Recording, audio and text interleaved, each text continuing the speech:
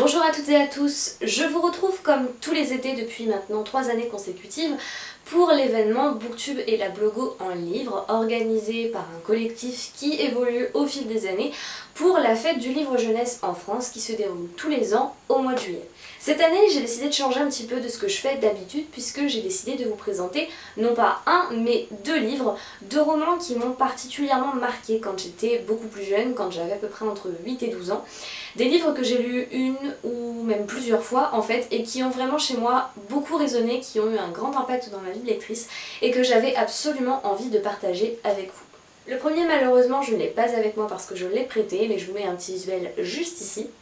Il s'agit de La valise d'Anna de Karen Levin. Ce livre, c'est une histoire assez sombre mais extrêmement intéressante et extrêmement bien écrite, extrêmement pédagogue. C'est une histoire qui se déroule en 2 parties. On va d'abord avoir, enfin en alternance, l'histoire d'Anna Brady, qui est une jeune fille tchécoslovaque, juive, qui grandit de manière épanouie dans sa petite ville de Tchécoslovaquie avec sa famille et qui un jour va être déportée avec toute sa famille également au camp d'Auschwitz.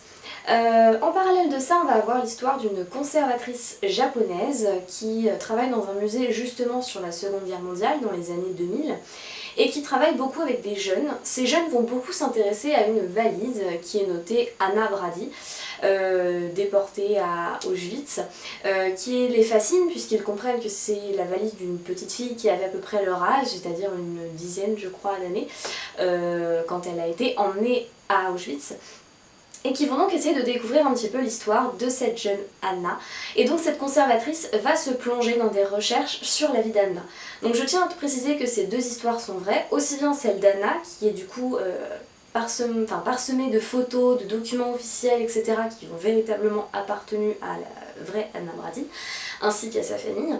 Et en parallèle de ça, l'histoire de la jeune conservatrice japonaise est tout aussi vraie, puisqu'elle a vraiment lieu, et c'est également agrémenté de photos, de documents, etc. C'est donc un livre qui va permettre de faire un véritable lien entre le passé et le présent. C'est pour ça que personnellement quand j'étais plus jeune je l'ai beaucoup aimé parce que c'est le premier livre vraiment qui m'a donné envie de m'intéresser à la Seconde Guerre mondiale et à l'histoire en général.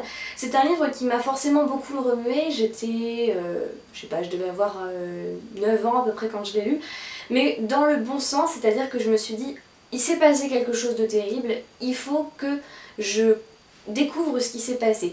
C'est pour ça que je pense que c'est un très bon livre à conseiller à des enfants pour aborder de manière pédagogue cette Seconde Guerre mondiale, puisqu'on va avoir forcément une identification qui est possible pour le jeune lecteur auprès de cette jeune fille Anna qui avait leur âge quand elle a été déportée. On va donc découvrir son histoire avant Auschwitz, après Auschwitz, etc.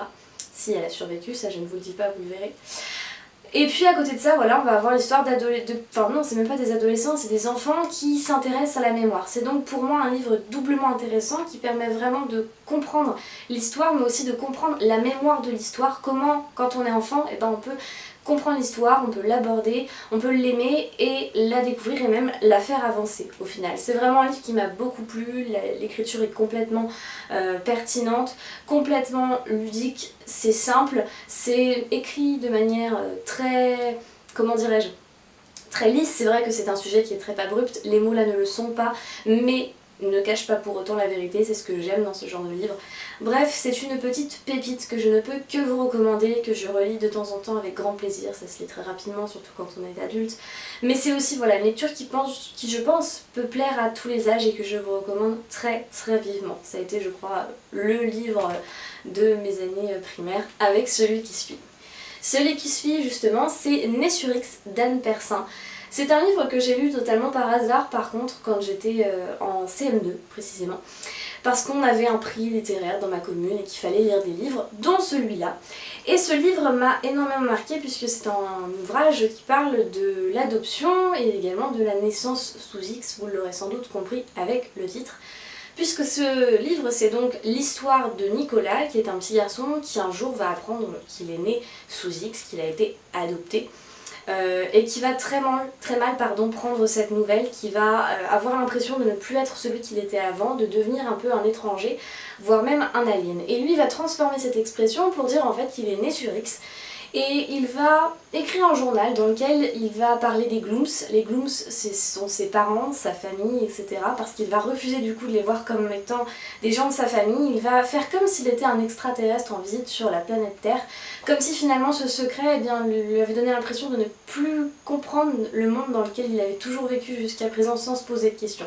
Le livre est donc en apparence très drôle puisque forcément quand on commence, Nicolas appelle ses parents les Glooms, il utilise parfois un langage codé, il fait des phrases qui sont à peine des phrases parce qu'il n'y a pas de sujet, il va décrire des objets du quotidien comme s'il ne les avait jamais utilisés, des lieux classiques comme s'il ne les avait jamais fréquentés.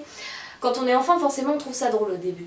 Et puis petit à petit, on va comprendre que Nicolas il ne va pas bien, que Nicolas a mal, et automatiquement, le jeune lecteur va être patient, c'est-à-dire qu'il va trouver le rythme de lecture parfait entre la simplicité de lecture, le côté captivant, et en même temps le temps dont a besoin Nicolas pour accepter sa nouvelle, la nouvelle qu'il vient d'apprendre. C'est un livre qui aborde de manière très intéressante le thème justement de l'adoption sous X, puisque c'est un petit garçon qui n'arrive pas à comprendre que ce n'est pas parce qu'il a appris cette nouvelle qu'il est différent, que sa vie va changer, qu'il n'a plus de véritable lien avec le monde qui l'entoure. Au contraire, il reste le même, ce n'est pas le sang qui va déterminer toutes les relations qu'il peut avoir avec les gens qui l'entourent. Et c'est ce que ce livre veut expliquer. Ce que j'ai trouvé très intéressant moi étant petite, voilà, c'était cette manière finalement d'aborder une réalité assez dure en passant par la fiction du côté extraterrestre. C'est un livre qui est vraiment très bien écrit, qui trouve un très bon équilibre entre l'humour et le message, comme on en voit finalement assez rarement en littérature jeunesse. C'est un livre que j'ai personnellement adoré quand j'étais petite, je l'ai énormément recommandé autour de moi, je l'ai lu plusieurs fois, j'ai absolument tenu à l'avoir dans ma bibliothèque, enfin voilà. C'est un livre qui, je pense, a un très très beau message à faire passer. C'est un sujet qui n'est pas forcément facile à aborder, qui n'est pas souvent abordé en littérature jeunesse. Et d'ailleurs, ce n'est pas le seul sujet délicat abordé dans le livre, il y en a d'autres. Je ne vous dis pas tout, vous le découvrirez par vous-même. Mais c'est, je pense, un excellent moyen d'utiliser la fiction dans la fiction pour aborder un sujet compliqué. Je ne sais pas si vous voyez exactement ce que je veux dire. Mais toujours est-il que ce côté justement extraterrestre va donner un côté accessible, va donner un côté drôle à la chose, de manière à ce qu'on puisse se saisir du message pour après le comprendre, l'intégrer, etc. Et au final, on apprend quelque chose sans s'en rendre compte, et c'est ce que j'ai trouvé très bien avec ce livre. Forcément, on va aller vers un cheminement positif, puisque petit à petit, Nicolas va accepter son histoire, son passé, mais justement, au début, c'est très difficile pour lui, c'est très violent, et on va tout de suite être plongé dans cet univers très particulier qu'il se crée pour survivre à cette nouvelle quelque part. Et vraiment, je ne peux que vous le recommander. Je pense que c'est un livre qui est à mettre entre toutes les mains à partir à peu près de, oui, je dirais 8 ans, et puis après, il n'y a vraiment pas de limite. Tout le monde peut le lire, même un adulte, il n'y a aucun souci.